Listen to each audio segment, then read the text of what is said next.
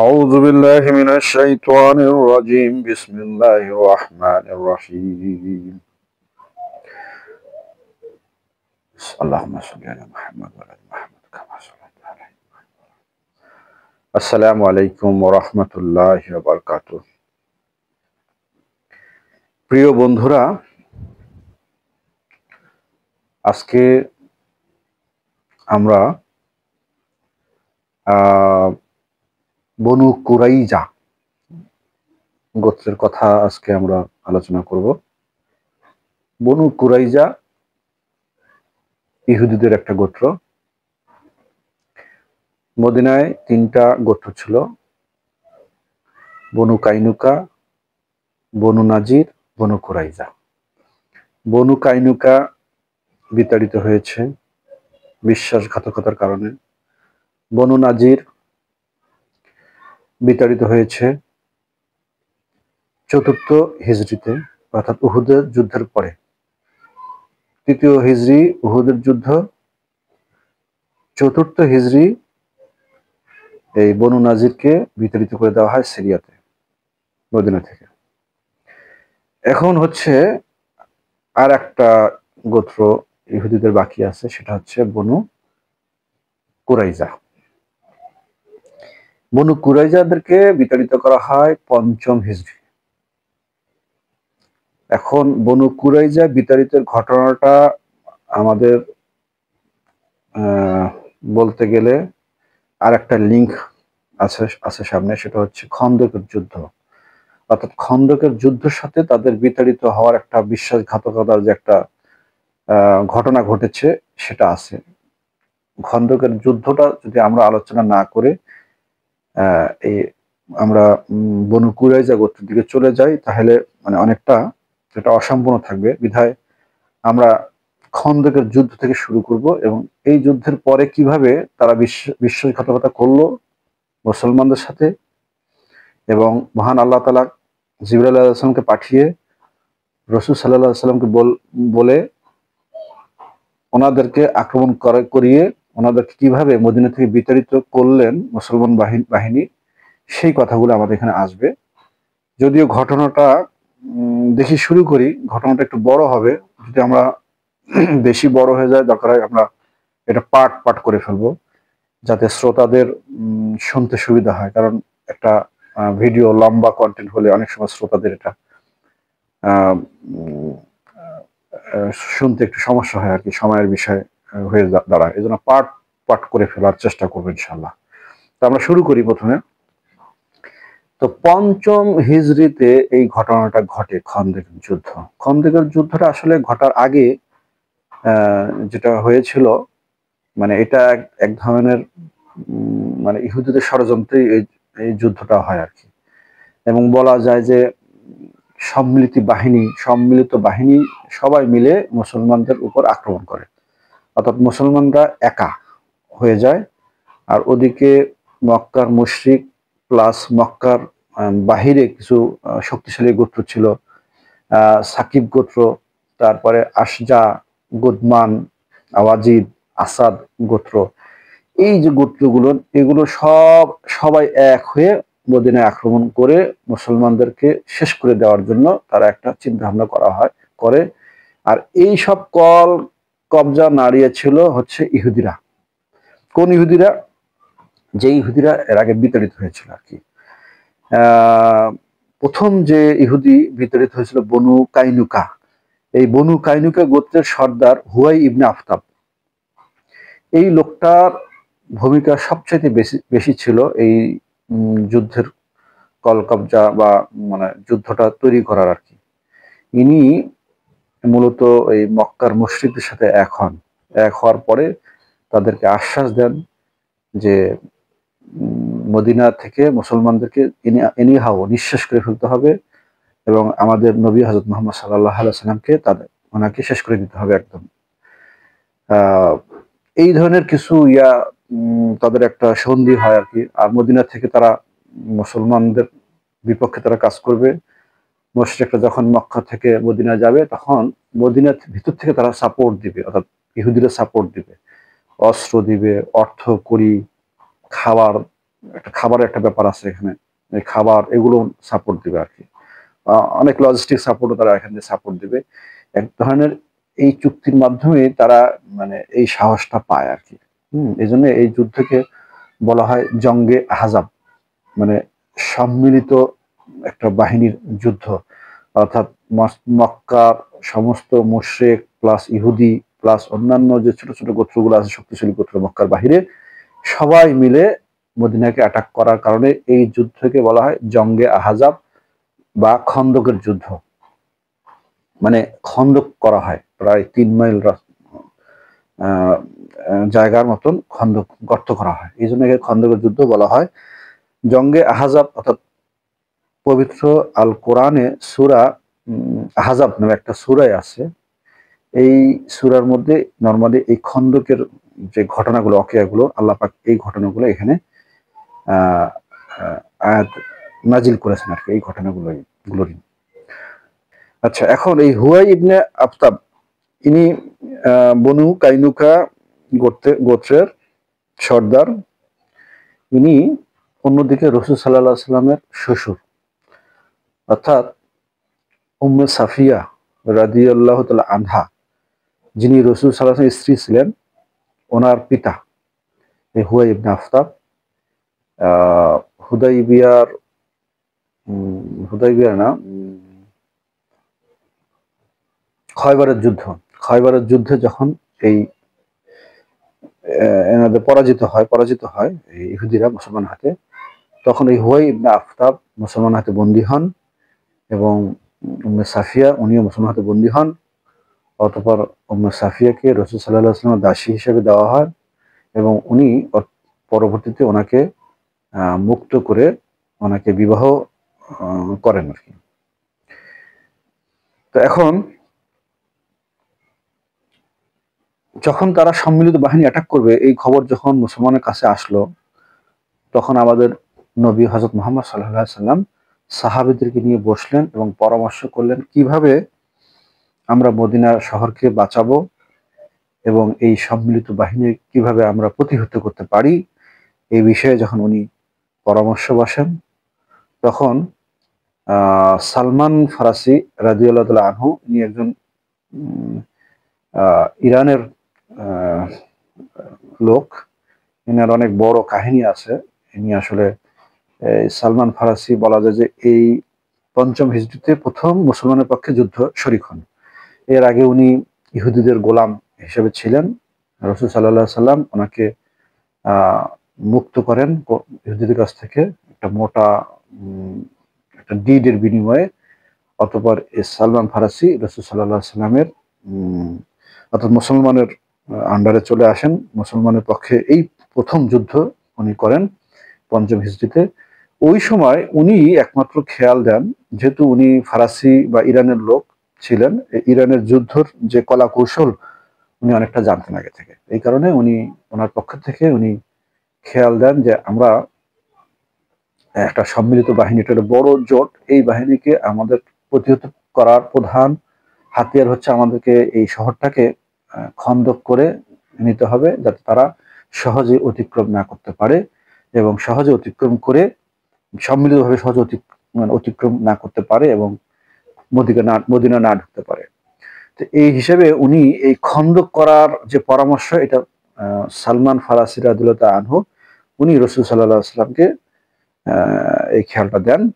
অথবা রাসূল সাল্লাল্লাহু আলাইহি সাল্লাম ওনার পরামর্শক্রমে মদিনার উত্তর দিকে হচ্ছে কিছুটা খোলা জায়গা আছে যেদিকে ঢোকার আর কি, অর্থাৎ মদিনার ভৌগোলিক যে অবস্থানটা আমরা এটা যদি দেখি, মদিনার উত্তরে হচ্ছে উহুদ পাহাড়, তারপরে শিলা পাহাড়, তারপরে দক্ষিণ এবং পূর্ব পাশে হচ্ছে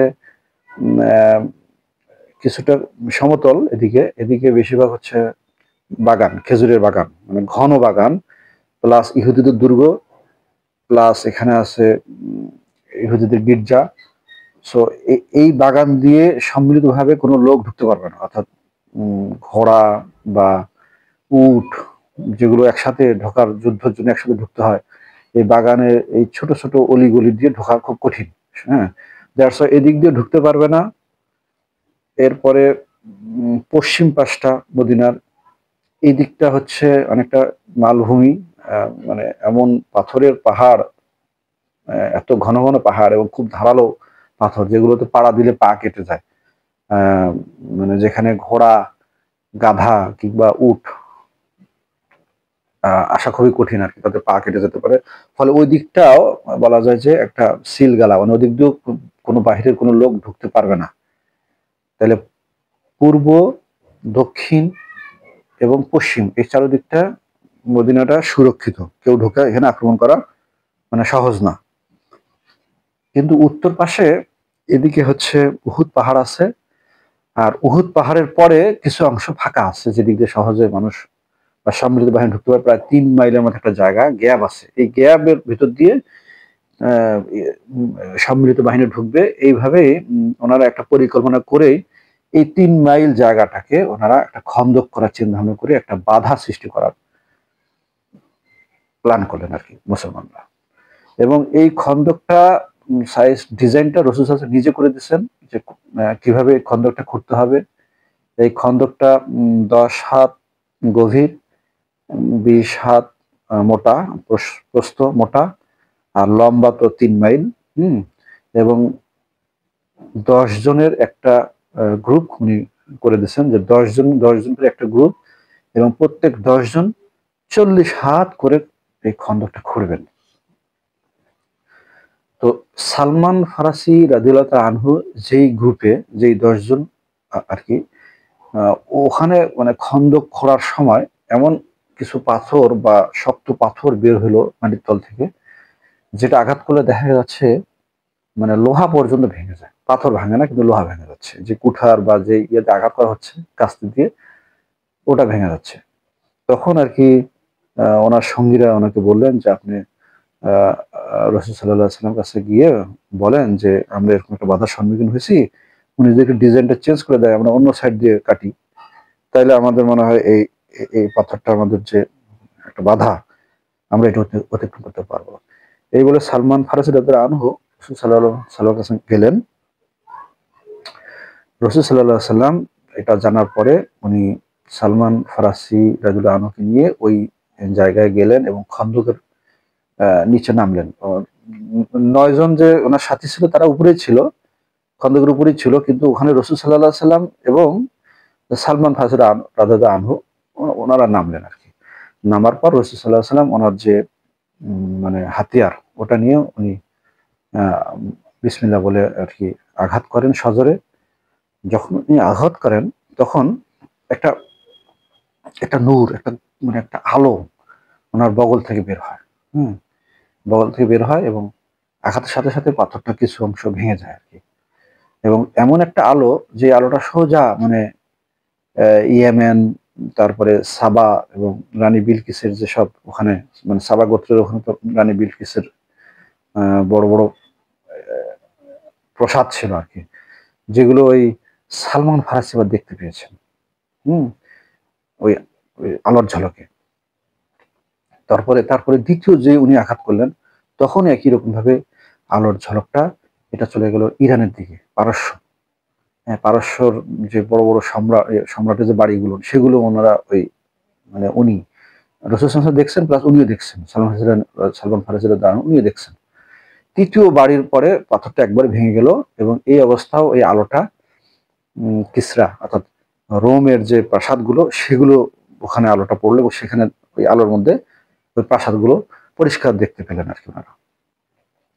তো এখন প্রশ্ন হচ্ছে যে এই কথাগুলো উনি সালমান ফারসি রাদিয়াল্লাহু আনহুকে সাথে উনি ওখানে পরামর্শ বা বলতেছিলেন যে প্রথম আঘাতে উনি যেটা দেখতে পেলেন, অতি শীঘ্রই মুসলমানরা ওই জায়গাটা মানে দখলে নেবেন। তারপরে দ্বিতীয় আলো পারস্য, ওটাও মুসলমানদের দখলে আসবে। তৃতীয় রোম, এটাও মুসলমানদের দখলে আসবে। উনি এই ধরনের কিছু ভবিষ্যৎবাণী ওখানে করে করলেন আর কি। তো ইয়েমেন তো আসলে ওই সময় রাসূল সাল্লাল্লাহু আলাইহি ওয়াসাল্লাম জীবদ্দশায় ইয়েমেন মুসলমানের দখলে চলে আসেন। হযরত আলী রাদিয়াল্লাহু আনহু এবং হযরত আবু মুসা আশআরী রাদিয়াল্লাহু আনহু ওনারা নেতৃত্বে ইয়েমেন মুসলমানের দখলে আসে। আর পারস্য, এটা হযরত ওমর ফারুক রাদিয়াল্লাহু আনহু জামানা দখলে আসে। আর রোম এটা ওসমানীয় আমলে আর কি, ওসমানীয় সাম্রাজ্যের সময় 1420 খ্রিস্টাব্দে এই রোমও মুসলমানের দখলে আসে আর কি। তাহলে এখন প্রশ্ন হচ্ছে, এই কথাগুলো যখন সাহাবীরা জানলেন, তখন যেসব সাহাবী মুনাফিক সাহাবী ছিল, তারা এই বিষয়গুলো নিয়ে ঠাট্টা মশকরা করতেছিলেন আর কি, রাতের বেলা গল্প গুজবের সময় আর কি। তাদের কথা হচ্ছে যে আমরা রাত্রে অন্ধকারে ভয়ে বাথরুম পেশাব করতে যাইতে পারি না ভয়ে, আর উনি বলতেছেন কি আমরা কিসরার সাম্রাজ্য, পারস্য সাম্রাজ্য দখল করব। এইগুলো বলতেন আর হাসতেন, বিশেষ করে মানে মুনাফিকরা আর কি। তো যাই হোক, এরই প্রেক্ষিতে আল্লাহ পাক কোরআনে আয়াত নাজিল করলেন ওই মুনাফিকদের ঠাট্টা বিদ্রুপের পরিপ্রেক্ষিতে। সূরা আল ইমরানের কুলিল্লাহুম্মা মালিকাল মুলকি তুতিল মুলকা মিম্মান তাশা, এই মানে একটা আয়াত। এটার অর্থ অনেকটা এরকম যে মানে পৃথিবীর যেসব মুলক, এগুলো সবকিছু মালিক আল্লাহ। তোমরা যাদেরকে মালিক ভাবতেছো ওই পারস্য রোম, এরা মালিক না। আমি আল্লাহ যাকে ইচ্ছা এগুলো মালিক বানিয়ে দিতে পারি আর কি, এবং যাকে ইচ্ছা আমি ফকির বানিয়ে দিতে পারি। মানে এই কথাটার মোটামুটি এরকম অর্থ সূরা আল ইমরানে এই আয়াতটা আছে আর কি। এই ঘটনার প্রেক্ষিতে, মুনাফিকদের ঠাট্টা বিদ্রোহের প্রেক্ষিতে আল্লাহ পাক নাযিল করছেন সময়। এখন মক্কার যে মুশরিক, মানে মক্কার ভিতরে মুশরিক এবং কেনানা, এই দুই গোত্রের সর্দার ছিল আবু সুফিয়ান। আর আসাদ, আশজা, গুদমান, সাকিব, এই দুই গোত্রের সেনাপতি ছিলেন ওয়াইলি ইবনে হাসান এবং হারেস ইবনে আমর। হ্যাঁ, এনারা ছিল এই এনারা হচ্ছে মক্কার বাহিরের গোত্রগুলো আর কি, একটু দূরে আর কি, মক্কা থেকে প্রায় 50, 60, 70, 80, 90 কিলোমিটার দূরে আর কি এই গোত্রগুলো। কিন্তু এরা সবাই মিলে এক হয়ে গেছিল ওই সময়। তো এনাদের ওয়াইনি ইবনে হাসান আর হারেস ইবনে আমর, এনারা ছিল ওনাদের সেনাপতি। তো এখন এরই ভিতরে ওনারা হাজির, মানে সম্মিলিত বাহিনী মদিনায় পৌঁছে গেছেন। পৌঁছে গিয়ে এই আবু সুফিয়ানের বাহিনী মানে মাজমাউল আসাল, এটা পশ্চিমে, অর্থাৎ উহুদ পাহাড়ের পশ্চিম দিকে এটার স্থান আর কি, এখানে অবস্থান নেন। আর উহুদ পাহাড়ের পূর্ব দিকে এখানে অবস্থান হচ্ছে এই যে আসাদ, আশজা, অর্থাৎ ওয়াইনি ইবনে হাসানের নেতৃত্বে যে বাহিনী তারা। হ্যাঁ, এখন প্রশ্ন হচ্ছে, ওনারা যখন এসে মানে আসলেন অ্যাটাক করার জন্য, এসে দেখেন যে বিশাল মানে একটা বাধা, বিশাল খন্দক, এবং খন্দক অনেক গভীর, 10 হাত গভীর, 20 হাত মোটা প্রস্থ। এটাতে ঘোড়া দিয়েও পার হওয়া সম্ভব না, আবার নিচে দিয়ে যাওয়া হবে, সেটা অনেক গভীর। আবার নিচে মানে 10 হাত খোঁড়ার কারণে নিচে অনেক কাদা তৈরি হয়েছে, আর এই কাদার উপর দিয়ে ঘোড়া আটকে যাবে আর কি, মানে এমন কাদা হয়েছে আর কি। তো ওনারা একটা আশ্চর্য হলেন যে এটা আবার কোন ধরনের পলিসি, আমরা তো অনেক যুদ্ধ করেছি কিন্তু এই ধরনের পরিস্থিতিতে আমরা কখনো পড়ি নাই, আমরা এখন কিভাবে কি করব, মানে একটা হিসাব মিলাতে পারতেছে না। ওরা ভাবছে যে ওরা প্রায় 20,000 সৈন্য নিয়ে আসছে, একেবারে একটা মুহূর্তের মধ্যে ওরা যাবে, অ্যাটাক করবে, মদিনাবাসী সাফা করে দিবে, ওরা দখল করে নেবে, মুসলমানদের সাফ পরিষ্কার করে ফেলবে আর কি। ওইরকম একটা নিশ্চিন্ত মনে ওরা এসেছে। কিন্তু এখন যে অবস্থা তৈরি হলো, পার হওয়া তো কঠিন, অন্য কোনো দিকে ঢোকার কোনো রাস্তা নাই, আর ওই 2 জন 3 জন করে গেলে মেরে ফেলবে।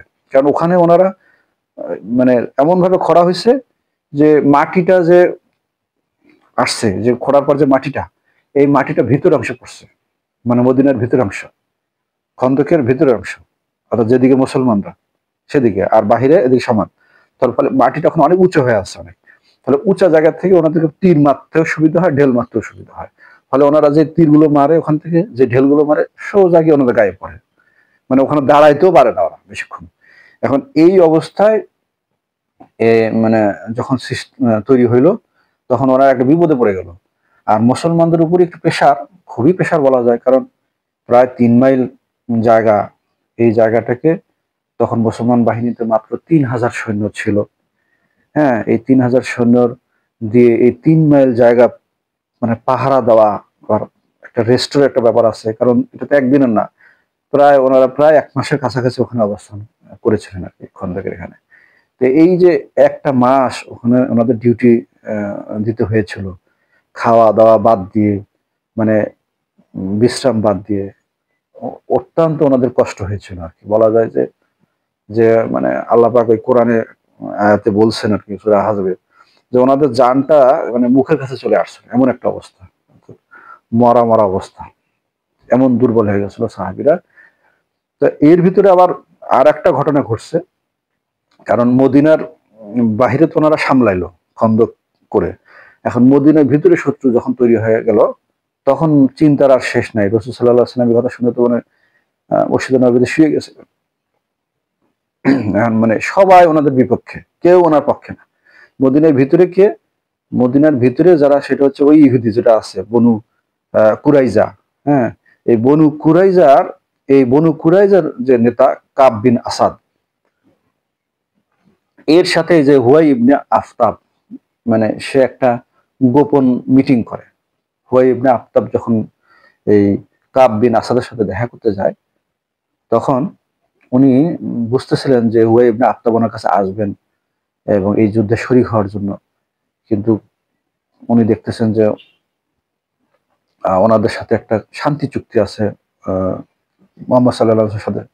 এই শান্তি চুক্তিটা উনি কিভাবে ভঙ্গ করবেন, কারণ উনি কখনো কথা দিয়ে কথা ভঙ্গ করেন নাই, উনি কখনো মিথ্যা বলেন নাই, এবং উনি যেসব শান্তি চুক্তি আহ রেখেছেন সেগুলো সব অক্ষরে অক্ষরে পালন করছেন। হ্যাঁ, আমি কিভাবে এটা ভঙ্গ করব?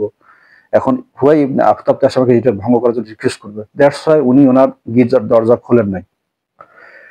তো হুয়াই ইবনে আফতাব যখন গির্জায় বা ওনার ওই ফটকে এসে নক করলেন, উনি দরজা খুলতেছিলেন না। কাব বিন আসাদ দরজা খুলতেছিলেন না। বারবার যখন উনি নক করতেছিলেন, তখন শেষে একটা অপমানজনক কথা বললেন যে আমি আসবো, আমি আসলে তোমার রুটির ভাগ কমে যাবে। আরবদের মধ্যে এই ধরনের কথা ওরা খুব অপমান ফিল করে আর কি, কারণ আরবদের মধ্যে মেহমান দেওয়ার যে গুণ, এটা খুব বেশি। এখনো আরবদের মধ্যে মেহমানদারিত্ব অনেক বেশি। আমরা দেখতে পারি যখন ওরা মক্কায়, মদিনায় ওমরা বা হজের জন্য যায়, তখন ওরা যে হারে মেহমানদারি করে, এটা অত্যন্ত প্রশংসনীয় আর কি। এটা এক ধরনের দিল লাগে আর কি, ওদের ভিতরে এই জিনিসটা, সিফতটা, গুণটা আছে। তো এই কথাটা ওনার ভিতরে লেগে গেল যে কি, আমার রুটির ভাগ কমে যাবে এই জন্য দরজা খুলতেছে না। তখন উনি দরজাটা খুলছেন আর কি। দরজা খোলার সাথে সাথে বলছে, আগে আমার কথাটা শোনো কাব বিন আসাদ, আমার কথা শোনো, আমি কি বলতেছি। আমার কাছে 20,000 সৈন্য আছে, তোমার ভয় কোথায়? তোমার তো ওখানে গিয়ে লড়তে হবে না, তুমি জাস্ট খালি একটু মানে খানা দানা দিবা, পারলে একটু টস্ত্র দিয়ে সাহায্য করবা, তোমার আর কোনো কিছু করতে হবে না। হ্যাঁ, এখন তুমি যদি এটা না করো, তাহলে তো মনে করো মানে এটা সমস্যা আর কি। তুমি আমরা আমরা একই গোত্রের লোক, কেন তুমি এটা করবা না? তখন কাব বিন আসাদ উনি বললেন যে দেখো, রাসূল সাল্লাল্লাহু আলাইহি সাল্লামের সাথে আমি শর্ত ভঙ্গ করতে পারবো না, উনি অত্যন্ত আমানতদার, তুমি এটা বলতেছো ঠিক, না আমি এটা পারবো না। তারপরে শেষে হুয়াই ইবনে আখতাব বলতেছে, যদি তুমি না পারো, তাহলে এই যুদ্ধে যদি হারি, তাহলে আমাদের যারা যারা আছি আমরা সব তোমার এই গোত্রে এসে আশ্রয় নেবো, তখন কি হয় হবে সেটা দেখবো। যুদ্ধে হারার পর তোমার কথা আশ্রয় নিলে তখন তোমার কি অবস্থা হয়, আমার যা হবে তোমারও হবে। তো হুয়াই ইবনে আখতাবের এই কথা শুনে বনু কুরাইজা নেতা কাব বিন আসাদ, উনি সাথে সাথে রাসূল সাল্লাল্লাহু আলাইহি সাল্লামের স্বাক্ষর দেওয়া যে শান্তি চুক্তিটা, ওটা বের করে উনি ছিঁড়ে ফেললেন। এই ঘটনাটা যখন রাসূল সাল্লাল্লাহু আলাইহি সাল্লামের কাছে গেল, তখন অত্যন্ত কষ্ট, মন ক্ষুণ্ণ, মানে বেঈমানের উপর বেঈমানি। রাসূল সাল্লাল্লাহু আলাইহি সাল্লাম এই পেরেশানি এবং চিন্তার সাথে সাথে মানে বাসা থেকে শুয়ে গেলেন আর কি, কারণ ওনার পক্ষে কেউ নাই, উনি একা, সবাই ওনাকে একা করে দিলেন। কি করবেন উনি? মুসলমান বাহিনী একা হয়ে গেল, এখন মদিনার কে কিভাবে রক্ষা করবেন? এই পেরেশানিতে উনি শুয়ে গেলেন, মদিনার মসজিদে নববী মাটিতে উনি শুয়ে পড়লেন। বিষয়টা আরো রিকনফার্ম করার জন্য রাসূল সাল্লাল্লাহু আলাইহি সাল্লাম সাদ ইবনে মুয়াজ রাদিয়াল্লাহু আনহু এবং সাদ ইবনে উবাদা রাদিয়াল্লাহু আনহু এই দুইজন সাহাবীকে ওখানে পাঠালেন। সাদ ইবনে মুয়াজ রাদিয়াল্লাহু আনহু উনি আওয়াজ গোত্রের নেতা, আর সাদ ইবনে উবাদা উনি খাজ্জাজ গোত্রের নেতা ছিলেন আর কি। মদিনায় আওস এবং খাজ্জাজ দুটো খুব শক্তিশালী একটা গোত্র ছিল, মেইন আর কি। এনারাই আনসারি সাহাবী আর কি রাসূল সাল্লাল্লাহু আলাইহি ওয়াসাল্লাম, এই দুইটি গোত্রটি। তো ওনাদের নেতা ওনারা। তো ওনারা ওনাদের পাঠানোর সময় আবার রাসূল ইঙ্গিত দিলেন যে যদি কোনো সংবাদ খারাপই হয়, যা শুনেছি এটা যে সত্যিই হয়, তো সবার সামনে আমাকে এটা বলবে না, বা আমাকে ইশারা ইঙ্গিতে বলবে, যাতে অন্য কেউ এটা না জানতে পারে। এটা গোপন রাখবা যে আমাদের বিপক্ষে বনু কুরাইজারা যে চলে গেছে, হ্যাঁ, এটা যেন কেউ না জানতে পারে, আমাকে তোমরা ইশারায় এটা জানাবা। তো ওনারা এই ঘটনা পর্যবেক্ষণ করার পরে রাসূল সাল্লাল্লাহু আলাইহি এসে বিশ্বাসঘাতকতা যে করেছে এটা ওনারা ইশারা ইঙ্গিতে রাসূল সাল্লাল্লাহু আলাইহি বললেন আর কি। আদলে আল কারি এভাবে বলতেছে, আদলে আল কারি মানে একটা ইশারা ইঙ্গিত। আদলে আল কারি মানে এটা ওই যে উহুদ যুদ্ধের পরে খুবাইব রাদিয়াল্লাহু আনহুকে যারা শহীদ করে দিয়েছিল বিশ্বাসঘাতকতা করে, তাদেরকে আদলে আল কারি বলা হয়। এই কথা বলার সাথে রাসূল সাল্লাল্লাহু আলাইহি ওয়াসাল্লাম বুঝতে পেরেছেন। তখন রাসূল সাল্লাল্লাহু আলাইহি সাল্লাম ওই গোত্রের নেতা যে হাসান ফাজারি, ওয়াইলি ইবনে হাসান ফাজারি, ওনাকে ডাকলেন আর কি, গোপনে ডাকলেন। ওই যে মানে মক্কার বাহিরে যেসব গোত্রগুলো ছিল, সাকিব গোত্র, তাদের যে সর্দার গুদমান সাকিব, ওদের সর্দারকে উনি রাখলেন। ডাকার পরে উনি ওনাদেরকে বললেন যে তোমরা মানে এই যুদ্ধ থেকে সরে যাও, হ্যাঁ, তাদেরকে সাপোর্ট দিও না। যদি তোমরা সরে যাও তাহলে মদিনার ভিতরে যে শস্য হয়, অর্থাৎ শস্য মানে ওখানকার শস্য হচ্ছে খেজুর, এই খেজুরের মানে 3/1 আমরা তোমাদেরকে দিব। এরকম একটা প্রস্তাব যখন দিল, তারা সাথে সাথে এই প্রস্তাবে রাজি হলো। অর্থাৎ তারা এইটা যদি পায়, আরো তারা রাসূলুল্লাহকে খুব বিশ্বাসও করে। হুম, যদিও তারা মুশরিক, কিন্তু রাসূল সাল্লাল্লাহু আলাইহি ওয়াসাল্লামকে তারা বিশ্বাস করে। তো সাথে সাথে এটা প্রস্তাবটা রুখে নিল, আর যুদ্ধ করবে না আবু সুফিয়ানের সাথে, এই বলে আশ্বস্ত করলো। কিন্তু রাসূল সাল্লাল্লাহু আলাইহি এরপরও উনি ফাইনাল কনফার্মেশনের একটা অনুমতি দিলেন যে যেহেতু আমি এটা দিতে চেয়েছি, কিন্তু আমি তো এই শস্যের মালিক না, মানে খেজুর বাগানের মালিক তো আনসাররা, আমার একটা আনসারদের সাথে কথা বলতে হবে। তখন রাসূল সাল্লাল্লাহু আলাইহি ওয়াসাল্লাম ওই আওস এবং খাজ্জাজ গোত্রের দুজন নেতা সাদ ইবনে মুয়াজ, সাদ ইবনে উবাদা, ওনাদেরকে ডাকলেন, ডেকে মানে এই প্রস্তাবের কথাটা ওনাদেরকে বললেন যে আমি এইভাবে প্রস্তাব দিয়েছি। তো ওনারা বলতেছিলেন যে আল্লাহ, এটা ইয়া আল্লাহ রসুল সাল্লাল্লাহু আলাইহি সাল্লাম, এটা যদি আল্লাহর পক্ষ থেকে হয়, আপনার কাছে আসে ওহী হিসেবে, কোনো সমস্যা নেই, আপনি করেন, দিতে পারেন। আবার যদি আপনিও যদি নিজের থেকে মনে করেন যে আপনি এটা করবেন, আপনি ইচ্ছা আসছে, হ্যাঁ, তাও আপনি করেন, আমরা কিছু বলবো না। কিন্তু এইটা যদি এরকম কিছু মনে করে করেন যে আমাদের বিপদ, তারা সবাই মিলে আমাদের অ্যাটাক করলে আমরা ধ্বংস হয়ে যাব, মানে আমরা আনসারীরা ধ্বংস হয়ে যাবো, আমাদের আনসারদের বিপদ হবে, মদিনাবাসীদের বিপদ হবে, আমাদেরকে বাঁচানোর জন্য মানে যদি করেন, তাহলে আমরা ওদেরকে তলোয়ার দেখাবো, তলোয়ার দিব, ওদেরকে একটা খেজুরও দিব না। কারণ জাহিলিয়াতের যুগে ওরা আমাদের কাছ থেকে একটা খেজুর টাকা ছাড়া, কেনা ছাড়া খেতে পারেনি। যেটা আমরা দেই হয় কিনে খেতে হয়েছে, অথবা আমাদের মেহমান হিসেবে ওদের খেতে হয়েছে। এখন আপনি আমরা আমাদের খেয়াল বলে দিলাম।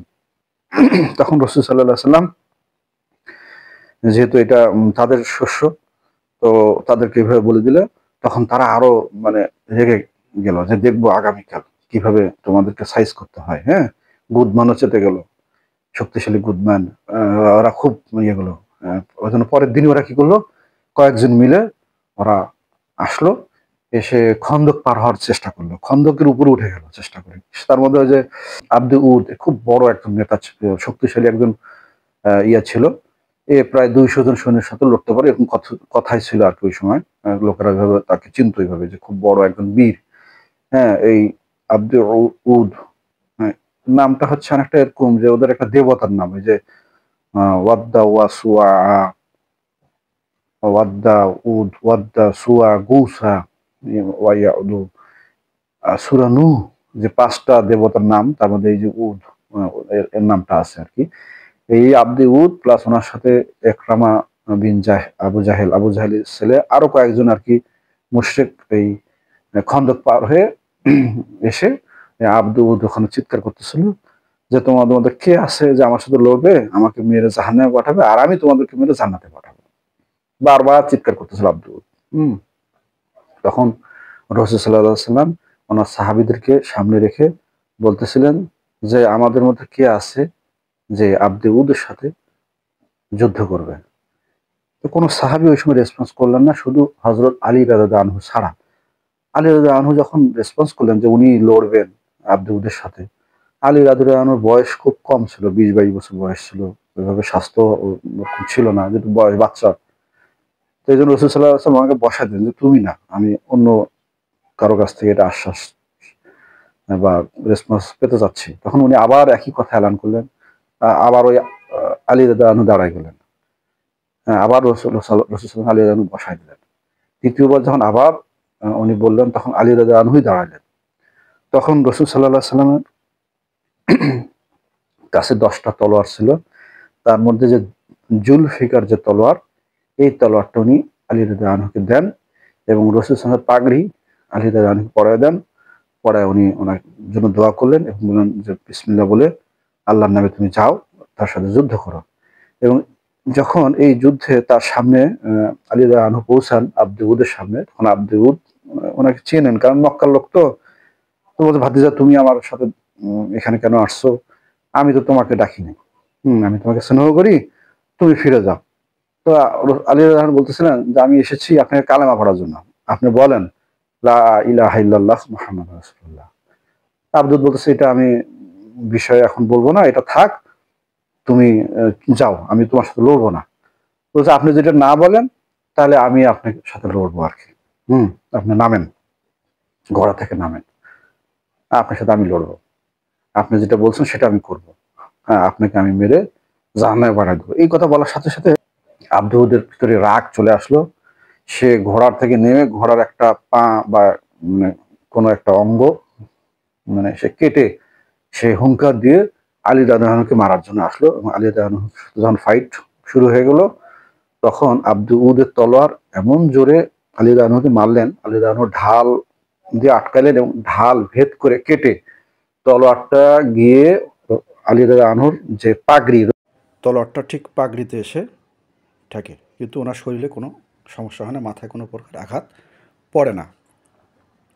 এরপর আলী রাদিয়াল্লাহু আনহু এটা ফিরিয়ে ওনাকে আঘাত করলেন জোরে সজোরে, এবং আঘাতটা এমনভাবে তার গায়ে লাগলো আব্দে উদের যে পুরো মাথার অর্ধেক চোয়াল পর্যন্ত পড়ে গেল, সম্পূর্ণ পড়ে গেল চোয়াল পর্যন্ত। আর তখন সাথে সাথে মানে সেখানে কতল হয়ে গেল, আর মুসলমানরা সম্মিলিতভাবে আল্লাহু আকবার বলে জয়ধ্বনি দিতে থাকলো। তখন ওনার সাথে যে সাথীগুলো ছিল মুশরিক সাথী, তারা দৌড় দিয়ে সব পালানো শুরু করলো খন্দক পার হয়ে। ঠিক খন্দকের নিচে কিছু পড়ে গেল, তাদের কাদার মধ্যে ঘোড়াগুলো আটকে গেল, ফলে তারা উঠতে পেল না। তখন মুসলমান বাহিনী ওনাদেরকে লক্ষ্য করে পাথর ছুটতেছিল। পাথরের আঘাত তারা মানে সহ্য করতে না পেরে বলতেছিল আমাদেরকে পাথর দিয়ে না মেরে আমাদেরকে তলোয়ার দিয়ে মারো। তখন আলী রাদিয়াল্লাহু আনহু খন্দকের মধ্যে নেমে তাদেরকে তলোয়ার দিয়ে আঘাত করে তাদেরকে হত্যা করে ফেলে। তো তখন তারা ওই লাশের জন্য বন্দি বিনিময় বা টাকা পয়সা দিতে চায়। রাসূল সাল্লাল্লাহু আলাইহি ওয়াসাল্লাম ওদের টাকা পয়সারও দরকার নেই, ওদের লাশেরও দরকার নেই, ওটা ফেলায় দাও, ওটা বেশি ফেলায় দাও। তো এইভাবে আর কি ওই দিনের ইয়েটা শেষ হয়। কিন্তু বিষয়টা হচ্ছে আমাদের তো কন্টেন্ট বড় হয়ে যাচ্ছে। আমি চাচ্ছি যে এটা পার্ট করতে, কেন আমি খন্দকের যুদ্ধটার পরে আসবে বনু কুরাইজাকে কীভাবে বিতাড়িত করা হয়। তা আমরা এখন আজকে মনে হয় এটাকে আর সামনে না বাড়াই, আমরা অন্য আরেকটা কন্টেন্টে বাকি অংশটুকু বলবো, খন্দকের যুদ্ধের বাকি অংশ প্লাস বনু কুরাইজা কীভাবে বিতাড়িত করা হয় তাদের বিশ্বাসঘাতকতার কারণে। আমরা পরের কন্টেন্ট ইনশাআল্লাহ আলোচনা করব। আজকে ভালো থাকবেন, সুস্থ থাকবেন, আল্লাহ হাফেজ, আসসালামু আলাইকুম ওয়া রাহমাতুল্লাহি ওয়া বারাকাতুহু।